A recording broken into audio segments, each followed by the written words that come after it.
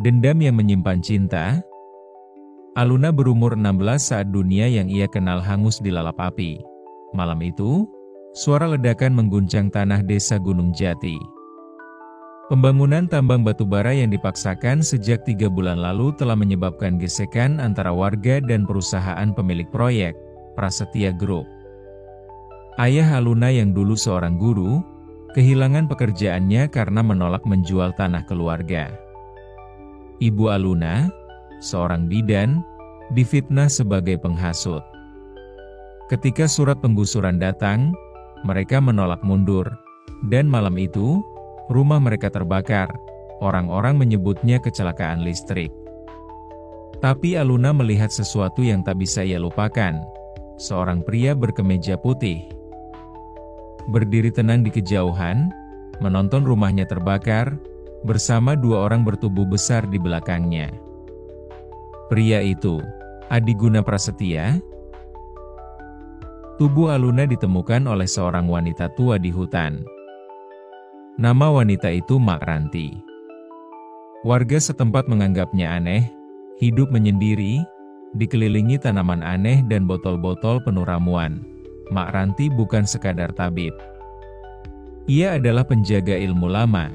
Ilmu menyentuh hati manusia, menyembuhkan luka, membaca bahasa tubuh, dan kadang menanamkan rasa takut tanpa menyentuh. Di bawah langit kelabu, Aluna dikuburkan sebagai mayat. Tapi ia lahir kembali sebagai Naila. Tahun-tahun berlalu dalam sunyi dan disiplin. Dendam bukan senjata, kata Mak Ranti, tapi amunisi. Yang kau butuhkan adalah ketepatan tembak, bukan emosi meluap. Naila belajar membaca gerak tubuh, seperti melihat ketegangan otot di rahang orang yang sedang berbohong. Ia diajari mendengar lebih dari kata-kata, intonasi, napas, bahkan jeda hening. Setiap pagi, ia harus menghafal 3 jenis ramuan, yang menyembuhkan, yang membuat orang tenang, dan yang membangkitkan trauma tersembunyi. Mak Ranti juga mengajarkan hal-hal yang lebih halus, bukan dengan buku, tapi dengan pengalaman, kepekaan, dan perasaan. Kau harus paham. Manusia tak hanya bicara lewat kata, tapi lewat aroma, warna, suara, dan getaran yang tak bisa dijelaskan. Pelajaran pertama dimulai saat fajar. Di dapur kecil berdinding kayu, Mak Ranti menyalakan dupa dari akar kayu tertentu.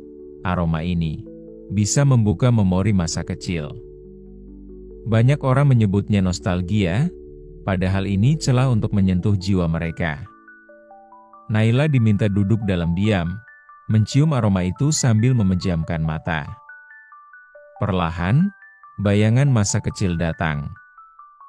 Suara ibunya menyanyi di dapur, pelukan ayahnya saat hujan turun. Lalu Mak Ranti bertanya, "Sekarang kau tahu. Bau bukan sekadar bau. Ia bisa jadi kunci." Beberapa minggu kemudian, Mak Ranti membawanya ke ladang bunga liar. Di sana, Naila diperkenalkan pada psikologi warna dan musik. Warna merah tak selalu tentang marah. Bisa jadi rindu, bisa juga trauma. Nada rendah dan berulang bisa membuat orang tenang. Atau ketakutan, tergantung konteksnya. Naila belajar mengatur pencahayaan lilin dalam ruang gelap untuk memunculkan rasa tertentu. Ia juga belajar memainkan suara-suara alam, desiran daun, rintik hujan, dengung lebah, untuk mengubah suasana batin seseorang. Kadang pelajaran itu hanya berlangsung 10 menit, tapi efeknya menggema berhari-hari. Pelajaran paling sulit adalah tatapan dan intonasi. Mak Ranti menyuruh Naila menatap cermin selama 1 jam setiap malam, tanpa mengubah ekspresi. Kau harus mengenal wajahmu lebih dari siapapun. Karena kau harus tahu kapan ia menggertak, kapan ia berkata jujur, dan kapan ia bicara meski kau diam. Setelah itu, Naila diminta berbicara pelan. Sangat pelan. Bukan untuk terdengar lembut, tapi untuk melatih jeda. Dalam jeda, ada ruang untuk rasa. Dan rasa itulah yang menembus pertahanan manusia. Ia belajar mengatakan satu kalimat dengan 5 nada berbeda, dan mencatat perubahan ekspresi lawan bicara. Kadang dengan senyum kecil, kadang dengan tatapan tanpa kedipan. Kadang tak berkata apa-apa, hanya hadir. Ilmu-ilmu itu tak memberinya kekuatan untuk menguasai orang lain, tapi membuatnya memahami, manusia punya pintu-pintu tersembunyi, dan kunci untuk membukanya. Bukan dengan paksa, tapi dengan rasa. Jika kau ingin membalas dendam, jangan lukai. Cukup sentuh titik paling rapuhnya. Tapi jika kau ingin menyelamatkan, lakukan hal yang sama. Dengan cinta, pesan Mak Ranti pada malam terakhir pelajaran mereka. Dan sejak itu, Naila tak hanya belajar menjadi wanita yang kuat, tapi juga menjadi cermin bagi siapapun yang menatapnya, menampakkan wajah asli mereka sendiri. Aku tidak sedang melatihmu jadi dukun, kata Mak Ranti suatu malam. Tapi menjadi wanita yang tak perlu berteriak untuk didengar. Cukup hadir untuk digentar. Tahun ke-6, Mak Ranti meninggal. Tapi sebelum meninggal, ia memberikan sesuatu pada Naila. Buku kecil bersampul hitam, berisi catatan perihal keluarga prasetya, koneksi politik mereka, catatan perusahaan, hingga satu fakta mengejutkan. Adi Guna memiliki anak dari asisten rumah tangganya. Anak itu kini kembali dan diangkat sebagai direktur muda. Nama anak itu, Mahesa Prasetya. Naila mendaftar di perusahaan itu. Dengan CV yang bersih dan bahasa tubuh yang tenang, ia langsung menarik perhatian. Dalam waktu 2 minggu, ia jadi asisten pribadi Mahesa. Dan lelaki itu berbeda. Panggil saya Mahesa. Ayah saya tak suka saya terlalu dekat dengan staf. Saya justru suka mendengar langsung dari orang kecil, katanya saat pertama bertemu. Naila melihat kejujuran dalam sorot matanya. Tapi itu tak cukup untuk membuatnya lupa siapa ayahnya. Hari-hari berlalu seperti hujan yang jatuh diam-diam. Rutin, tapi selalu meninggalkan jejak. Naila mencatat semuanya, lebih teliti dari detektif manapun. Ia hafal siapa saja yang datang ke ruangan Adi Guna tanpa tercatat dalam agenda resmi. Ia tahu dengan siapa Adi Guna makan siang setiap Kamis, dan kapan dia pura-pura batuk hanya untuk menghindari diskusi teknis yang tak ia kuasai. Semua tertulis rapi dalam catatan kecil Naila, yang hanya bisa dibaca jika tahu kode-kodenya, tapi perlahan. Ada catatan yang tidak ia maksudkan untuk ditulis. Misalnya, Mahesa selalu menyelipkan 2 biskuit coklat ke kantong satpam tua di lobi utama setiap pagi. Atau bagaimana dia menghindari mata siapapun saat sedang gugup, lalu menggigit bibir bawahnya secara refleks. Lalu, tiap Jumat malam, Mahesa naik ke balkon lantai 15, duduk bersandar di dinding kaca, tanpa ponsel, tanpa musik, hanya diam, seolah mendengarkan dunia dari kejauhan. Dan Naila mulai terbiasa memperhatikan, bukan karena dia harus, tapi karena dia ingin. Malam itu, mereka berada di ruang rapat kecil setelah jam kantor. Lampu sudah diredupkan. Mereka baru saja menyusun ulang rencana CSR untuk membantu warga terdampak tambang lama. Mahesa tampak lelah, tapi tetap tersenyum, sambil meletakkan gelas kopinya ke sisi meja. Lalu dia bertanya, tanpa memandang, dengan suara rendah, "Kau percaya karma?" Naila terdiam, lalu berpaling perlahan. "Kenapa bertanya seperti itu?" Mahesa menarik napas pelan. Pandangannya menerobos ke jendela malam, "Karena aku rasa keluargaku sedang menanggungnya. Ayahku. Aku tak bisa menjelaskan. Tapi semua yang kami punya terasa seperti kutukan." Hening. Lama, Sampai Naila bertanya, dengan suara lebih lembut dari biasanya. "Apa yang membuatmu berpikir begitu?" Mahesa menggeleng samar. Terlalu banyak yang terasa kosong. Semua yang tampak sempurna, rasanya seperti ilusi. Seperti kita hanya menikmati bangkai yang dilapisi emas. Kata-katanya seperti menusuk sesuatu dalam dada Naila yang sudah lama membeku. Ia ingin berkata, "Ya, keluargamu memang berdosa." Tapi suara hatinya pelan-pelan mulai ragu. Karena di hadapannya, bukan adiguna. Bukan pewaris angkuh. Hanya seorang pria. Yang tampaknya sedang juga berjuang melawan luka. Sejak malam itu, segala sesuatu terasa berubah. Bukan drastis, tapi halus seperti kabut, nyaris tak terlihat, tapi membungkus semua. Naila mulai kehilangan batas antara pekerjaan dan perasaan. Antara pengawasan dan perhatian. Antara balas dendam dan harapan. Hal-hal kecil menjadi penting. Seperti cara Mahesa memanggil namanya dengan nada berbeda dari orang lain. Atau saat tangannya tanpa sengaja menyentuh lengan Naila di ruang lift, dan mereka sama-sama diam. Namun justru di tengah kehangatan itu, dendamnya mulai terasa dingin. Bukan hilang, tapi menanti di sudut paling sunyi jiwanya. Seperti api kecil yang masih menyala dalam tungku gelap, ia mulai sadar bahwa yang paling berbahaya bukanlah musuh di luar, tapi perasaan yang tumbuh dalam dirinya sendiri. Dan tepat saat hatinya mulai goyah, bukti yang selama ini ia kumpulkan, data proyek tambang ilegal, foto-foto rapat gelap, transfer rekening tersembunyi, semua telah siap untuk disebar. Tinggal satu langkah, satu malam, namun malam itu juga, Mahesa berdiri di ambang pintu ruangannya, dengan wajah murung dan mata yang tak bisa menyembunyikan luka. "Aku baru tahu sesuatu tentang masa lalu ayahku. Sesuatu yang mengubah cara pandangku pada semua ini."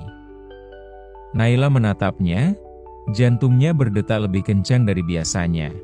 Dan disitulah semuanya dimulai. Malam-malam menjadi panjang. Waktu terasa melambat setiap kali hanya ada mereka berdua di ruang kerja, atau di meja makan kecil lantai 12 yang biasanya hanya digunakan oleh direksi. Mahesa mulai membuka diri, perlahan, seperti buku tua yang halaman-halamannya lengket karena terlalu lama tertutup. Ia bercerita tentang masa kecil yang sunyi. Tentang ibunya yang hanya disebut sebagai pengasuh di hadapan tamu, dan tentang hari ketika ayahnya tiba-tiba memutuskan untuk mengangkatnya sebagai pewaris. "Setelah tak ada lagi pilihan, kadang aku berpikir, aku bukan anak. Hanya peluru cadangan," ucap Mahesa, menatap gelasnya kosong. Naila mendengarkan, lebih dari yang seharusnya. Ia ingin tetap menjaga jarak. Tapi kata-kata Mahesa seperti mengikis tembok yang selama ini ia bangun dengan hati-hati. Dalam satu sesi makan malam yang sederhana, hanya nasi putih, tempe goreng, dan teh panas di kantin kantor, Mahesa menatapnya dan berkata pelan, "Kau satu-satunya orang yang tak melihatku sebagai pewaris. Kau hanya bicara padaku, sebagai aku." Naila ingin menjawab, tapi bibirnya hanya bisa menyunggingkan senyum. Di balik senyum itu, hatinya seperti kain yang disobek perlahan, compang-camping, tapi tetap menampung air mata yang belum tumpah. Di sisi lain, di dalam laci tersembunyinya, Naila punya segalanya untuk menjatuhkan adiguna. Bukti penipuan data lingkungan, dokumen penggusuran fiktif, rekaman suara dari mantan staf lapangan yang diancam untuk bungkam, bukti transfer ke pejabat daerah. Rencana itu sudah disusun rapi. Bahkan daftar media yang akan menerima bocoran itu sudah ada. Naila hanya perlu menekan tombol kirim. Malam itu ia menunggu hingga semua karyawan pulang. Ruangan sunyi. Hanya suara jam dinding dan dengung pendingin udara. Naila membuka laptop. Menyalakan koneksi terenkripsi. Menyiapkan semua lampiran. Jari-jarinya sudah siap di atas keyboard. Namun saat ia membuka laci untuk mengambil satu dokumen terakhir, ia melihat sebuah amplop kecil di atas catatan kerjanya. Ia yakin tak ada siapapun yang masuk. Tak ada kamera yang menangkap gerakan. Tapi amplop itu ada di sana. Seolah muncul begitu saja. Dengan gemetar, ia membukanya. Isinya hanya satu kalimat. Ditulis dengan tangan yang ia tak kenal. Dendamu bukan milikmu saja, tapi cinta. Hanya kau yang bisa memilih. Tangannya gemetar. Dadanya sesak. Ia seperti ditarik mundur ke masa lalu, ke wajah ibunya yang hangus, ke tangis yang ia kubur bertahun-tahun, lalu ke tatapan Mahesa. Yang tak pernah tahu apa-apa, tapi memikul beban dosa yang bukan miliknya. Ia menutup laptop, dan untuk pertama kalinya, Naila menangis. Bukan karena dendam, tapi karena kebingungan. Haruskah ia menjadi api yang membakar, atau air yang memadamkan? Sejak malam itu, langkah Naila menjadi pelan. Sorot matanya tak setajam biasanya. Sesuatu dalam dirinya mulai retak. Tapi bukan karena lemah, melainkan karena sadar bahwa luka yang ia bawa telah menyentuh orang yang tak seharusnya terluka. Mahesa tidak berubah. Masih sama, tenang, tulus, dan kadang canggung saat terlalu serius. Tapi Naila berubah. Ia mulai melihat bukan hanya siapa Mahesa, tapi siapa dia bila terus menuruti dendam. Malam itu, Mahesa menemuinya di balkon lantai 15, seperti biasa. Tapi ada sesuatu dalam tatapannya yang berbeda. Lebih dalam. Lebih siap. Aku tahu kau menyembunyikan sesuatu, Naila, katanya pelan. Dan aku tidak akan memaksa tahu. Tapi kalau kau merasa dunia sedang menyesakkan dadamu, aku ingin jadi tempatmu pulang. Kata-kata itu menghantam Naila lebih keras daripada semua kenangan buruk yang pernah ia punya. Dan malam itu, ia tahu, cinta dan luka tidak bisa tinggal dalam ruang yang sama. Salah satunya harus pergi. Tapi pertanyaannya, yang mana yang akan ia pilih? Di balkon yang sama, malam kembali turun seperti kabut tebal, sunyi, tanpa bintang yang benar-benar tampak. Tapi Mahesa tetap menatap ke langit, seolah mencari sesuatu yang tak pernah bisa disentuh. Sementara itu, Naila berdiri di sisinya, memeluk tubuh sendiri, mencoba menahan sesuatu yang lebih dingin dari angin malam, keraguan dalam dirinya sendiri. Kadang aku berharap. Aku bukan anak siapa-siapa, ucap Mahesa tiba-tiba. Suaranya berat. Hanya Mahesa yang bisa mencintai tanpa membawa dosa orang tuanya. Naila menahan napas. Kata-katanya seperti menembus dinding yang selama ini ia bangun. Karena Naila juga, sejujurnya, ingin jadi seseorang yang tidak terbakar oleh masa lalu. Tapi ia tidak bisa. Ia bukan kertas putih. Ia adalah sisa arang yang tak pernah sepenuhnya padam. Tangannya mengepal di samping tubuh, lalu ia berkata, dengan suara bergetar, "Kalau kamu tahu, wanita yang kamu cintai ingin menghancurkan keluargamu, apa yang akan kamu lakukan?" Hening, Mahesa menutup mata. Lama. Sangat lama, angin berhembus lebih kencang. Daun-daun berkibar di bawah mereka. Suara kota seperti mendadak menjauh, hanya menyisakan ruang antara dua jiwa yang sama-sama retak. Lalu Mahesa menjawab, perlahan, kalau alasannya cukup kuat. Mungkin, aku akan membiarkannya. Tapi aku akan bertanya satu hal, bukan tentang keluargaku, tapi tentang dia sendiri. Apakah dia bisa mengampuni sebelum dia kehilangan dirinya sendiri? Kata-kata itu seperti cermin. Dan Naila terpantul di dalamnya. Bukan sebagai korban, bukan sebagai pendendam, tapi sebagai perempuan yang kini tak tahu lagi siapa dirinya yang sejati. Air mata jatuh. Air mata jatuh, bukan seperti dulu, bukan karena luka masa lalu. Ini adalah air mata ketakutan, takut bahwa dia telah menjadi bayangan dari orang yang ia benci. Takut bahwa dendam telah menjadikannya salinan dari Adiguna sendiri, orang yang menindas atas nama keadilan diri. Dalam pikirannya, semua kenangan berkelebat, ibu yang berteriak malam itu, api yang melahap rumah mereka, Mak Ranti yang membisikkan ilmu untuk menyentuh dan mengalahkan, dan Mahesa yang kini berdiri di depannya, menatapnya bukan sebagai musuh, tapi sebagai pilihan. Tapi Naila sadar, ini bukan tentang memilih antara baik dan buruk. Karena manusia tidak sesederhana itu. Kebaikan dan keburukan bercokol di dalam diri. Bersarang di rongga yang sama, dan tak selalu untuk dipilih, tapi untuk diakui. Ia berbalik menatap Mahesa. Dengan wajah yang rapuh tapi jujur. Aku sudah terlalu jauh masuk ke dalam kegelapan. Sampai aku takut, kalau aku berbalik, cahaya tak akan mengenaliku lagi. Mahesa tidak menjawab. Tapi ia melangkah lebih dekat, dan untuk pertama kalinya menyentuh bahu Naila, pelan.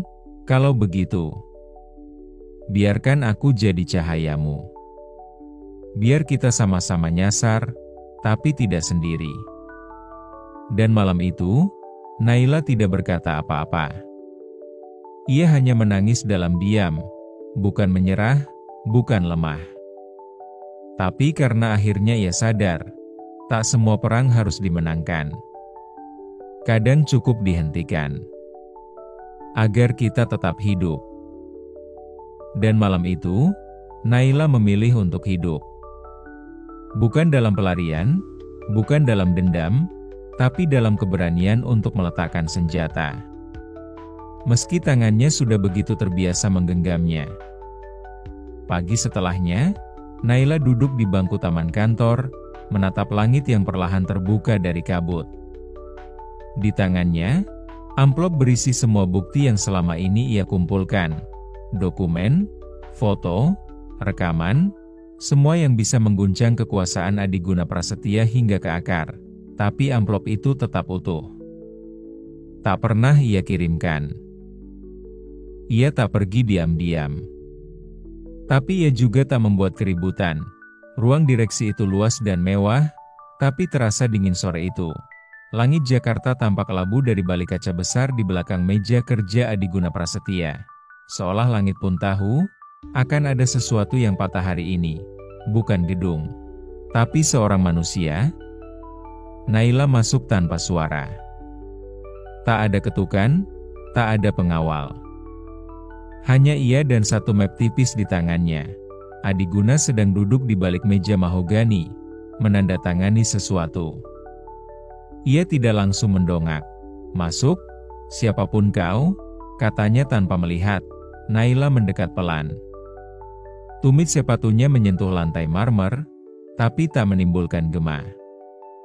Langkahnya terlalu terlatih untuk itu. Ia berhenti tepat 3 meter di hadapan sang raja. Jarak yang cukup untuk aman, tapi cukup dekat untuk membuat lawan merasa diawasi. Adiguna mendongak, matanya menyipit. Kau? Nada suaranya sinis. Tapi terdengar ada sesuatu di baliknya, kebingungan yang ia sembunyikan. Naila tak menjawab. Ia meletakkan map di meja, lalu duduk. Bukan seperti bawahan, bukan seperti pelapor. Tapi seperti seseorang yang tahu dia punya hak duduk di sana. Senyum kecil di bibirnya. Bukan senyum senang, tapi senyum tenang. Saya tahu tentang proyek Gunung Jati. Tentang dokumen palsu, tentang tanah yang diambil dari rakyat, tentang orang-orang yang dibungkam. Semuanya ada di sini. Ia menepuk ringan map itu. Adiguna menyandarkan tubuh. Lalu, kau pikir kau bisa ancam aku? Suara pria itu masih keras. Tapi matanya mulai gelisah, karena yang duduk di depannya tidak marah. Tidak penuh emosi, dan orang seperti Adiguna tidak terbiasa dengan itu. Ia terbiasa melawan amarah dengan kuasa. Tapi keheningan tak bisa dibungkam. Naila menatap lurus ke matanya. Saya tidak datang untuk menghancurkan Anda. Suara Naila tenang, nadanya seperti mantra. Saya datang untuk menunjukkan betapa Anda sudah hancur dari dalam. Adiguna tertawa kecil. Tapi tawa itu goyah, seperti kaca yang retak di bagian dalam. Ia hendak berdiri, tapi tak jadi. Tangannya mengepal di sandaran kursi. Bibirnya terbuka, seakan hendak membalas. Tapi tak ada yang keluar, karena saat itu, ia mulai merasakan sesuatu, aroma asing dari ruangan ini. Bukan parfum, tapi kayu. Tanah basah. Bau dupa yang samar. Membawanya entah kemana. Memori lama muncul. Seorang wanita menangis, suara anak kecil menjerit, tanah merah, dan suara jeritan yang terkubur waktu. Adiguna mengedip. Tapi bayangan itu tak hilang. Pencahayaan redup. Ruangan sepi. Jantungnya berdetak lebih cepat, tapi ia tak tahu kenapa. Dan di depannya, Naila hanya menatap. Tidak marah. Tidak benci. Hanya diam, seperti cermin, dan Adiguna melihat dirinya di sana. Tanpa mahkota. Tanpa gelar.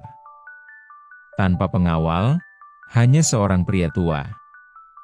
Yang selama ini berlari dari dirinya sendiri, mulutnya terbuka sedikit. Tapi tetap, tak ada satupun kata keluar, karena bukan Naila yang membungkamnya.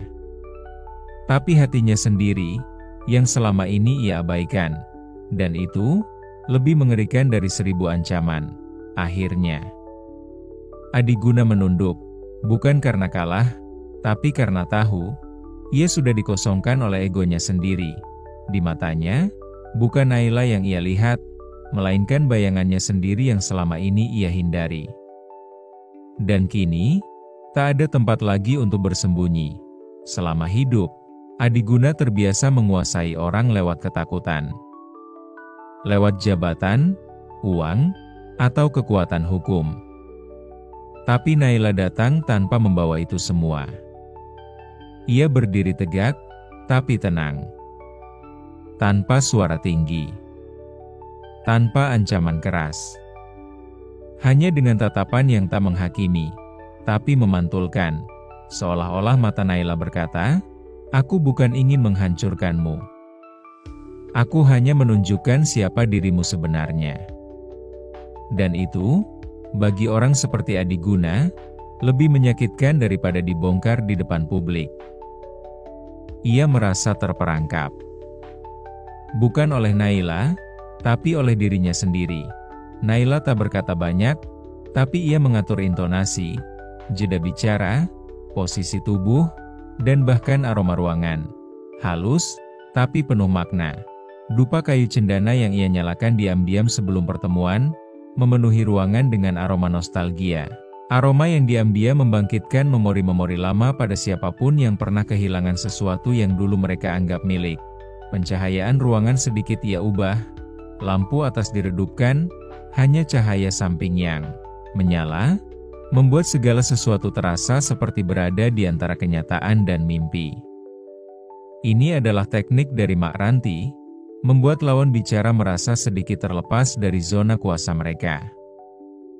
Bahkan caranya duduk, tidak menantang, tidak menunduk, menghadirkan kehadiran yang penuh wibawa, tapi tidak menekan. Itu membuat Adiguna merasa diawasi oleh sesuatu yang lebih tinggi dari sekadar manusia.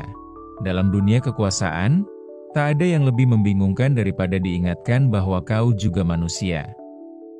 Dan itulah yang Naila lakukan. Ia tidak datang untuk menang. Ia datang untuk membuka cermin besar, lalu memaksa Adiguna melihat ke dalamnya. Dan yang Adiguna lihat, bukan lawan, tapi dirinya sendiri. Dengan segala kerusakan yang ia tolak untuk akui, mulutnya terbuka sedikit. Tapi tak satu pun kata keluar. Naila hanya berdiri, tidak melangkah maju, tidak mundur. Diamnya lebih tegas dari semua suara yang pernah ia lontarkan. Ilmu yang dia pelajari bukan untuk menyakiti, tapi untuk menyentuh pusat rapuh manusia, tempat di mana mereka masih bisa memilih untuk berubah atau binasa dalam kebutaan. Dan Adiguna tahu, saat itu juga ia telah menyeberangi titik tanpa kembali. Tahta bisa ia pertahankan, tapi makna dirinya telah runtuh. Keesokan harinya, langit tampak biasa saja. Tak ada hujan, tak ada badai. Tapi bagi sebagian orang, ada sesuatu yang hilang. Naila datang lebih pagi dari biasanya. Ia melewati koridor yang kini terasa asing, walau dulu pernah begitu ia hafal. Setiap meja, setiap tanaman sudut ruangan, setiap suara lift. Seperti sisa dunia yang tak lagi ingin ia tempati. Ia membawa map tipis dan sebuah amplop kecil. Tak banyak yang memperhatikan. Ia tidak mencari perhatian. Bahkan Mahesa pun tidak ia temui. Ia duduk sebentar di meja kerjanya, menatap layar kosong komputer yang tak lagi menyala. Lalu membuka laci, dan meletakkan sepucuk surat kecil. Isinya tak panjang. Aku datang bukan untuk tinggal, tapi untuk memastikan bahwa luka yang diwariskan tidak akan aku teruskan. Surat pengunduran dirinya ditaruh di ruang HR, tanpa tanda tangan berlebihan. Tak ada alasan resmi. Tak ada kalimat klasik demi pengembangan karir.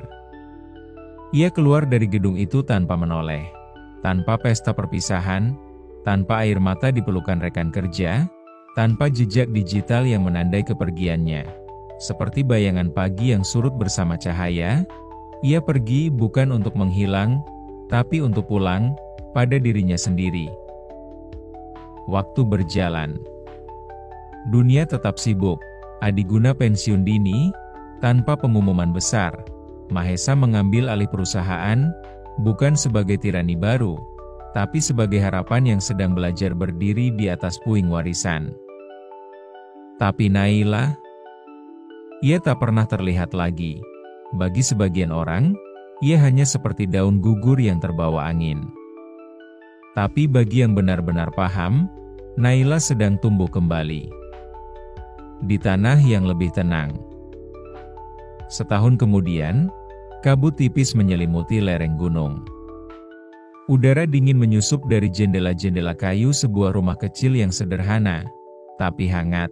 Di sana, Naila tinggal. Menanam herbal. Mengajar anak-anak desa membaca. Dan sesekali menulis tentang luka, tentang jiwa, dan tentang jalan pulang. Hidupnya tidak mewah, tidak pula kosong, tapi cukup, dan yang terpenting, tenang. Ia tak pernah mengirimkan pesan pada siapapun dari masa lalu. Bukan karena benci, tapi karena ia ingin tahu apakah cinta, jika memang tulus, akan tahu jalan untuk menemukannya. Dan malam itu, bulan menggantung bulat di langit yang jernih, dedaunan bergoyang pelan diterpa angin lembah. Suara langkah pelan terdengar menyusuri jalan berbatu depan rumah. Naila, yang sedang menyirami tanaman, berhenti. Ia tahu suara itu. Atau mungkin hanya hatinya yang mengenalnya. Pintu rumahnya diketuk. Sekali. Lalu 2 kali, dan saat ia membuka pintu, Mahesa berdiri di sana. Dengan rambut sedikit lebih panjang, mata yang sama teduhnya, dan 2 cangkir kopi hangat di tangan. "Aku tahu kau di sini," katanya. "Aku datang bukan untuk menjemput masa lalu, tapi untuk menulis halaman baru, kalau kau bersedia membacanya bersamaku." Naila tidak langsung menjawab. Tapi untuk pertama kalinya, ia tak merasa harus melindungi dirinya dari cinta. Ia tidak tersenyum lebar, tidak menangis. Hanya membuka pintu lebih lebar, cukup untuk satu langkah masuk. Karena ia tahu, memaafkan bukan berarti melupakan, tapi memilih untuk tidak membiarkan luka memimpin hidup selamanya. Beberapa luka tidak pernah benar-benar sembuh. Ia tetap tinggal, sebagai bekas, sebagai bayangan, sebagai jejak samar yang muncul dalam diam. Tapi Naila telah belajar. Tidak semua luka harus dibalas. Tidak semua dendam harus diberi makan. Karena pada akhirnya, dendam bukan soal siapa yang salah, tapi tentang siapa yang mau berhenti.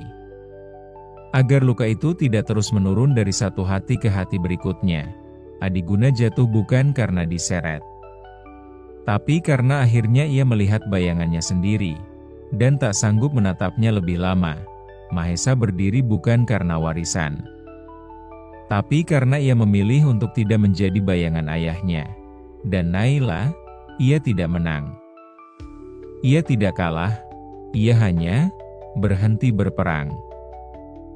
Dan untuk pertama kalinya dalam hidupnya, ia hidup sebagai dirinya sendiri. Rumah kecil itu tetap sunyi malam-malam berikutnya. Tapi ada dua cangkir yang kini selalu ada di atas meja. Dua langkah yang beriring di jalanan berbatu. Dua jiwa yang sama-sama retak, tapi tidak lagi saling menyakiti. Mereka tidak membicarakan masa lalu terlalu banyak. Tak perlu, karena cinta yang benar tidak lahir dari amnesia, tapi dari penerimaan. Memaafkan bukan berarti menyerah, tapi memilih untuk tidak membiarkan luka memimpin hidup selamanya. Dan di tengah sunyi alam, jauh dari kebisingan kekuasaan dan dunia yang selalu menuntut balas, dua hati akhirnya menemukan kedamaian, bukan akhir yang sempurna, tapi akhir yang dipilih dengan sadar, dan mungkin itu jauh lebih kuat daripada kemenangan apapun.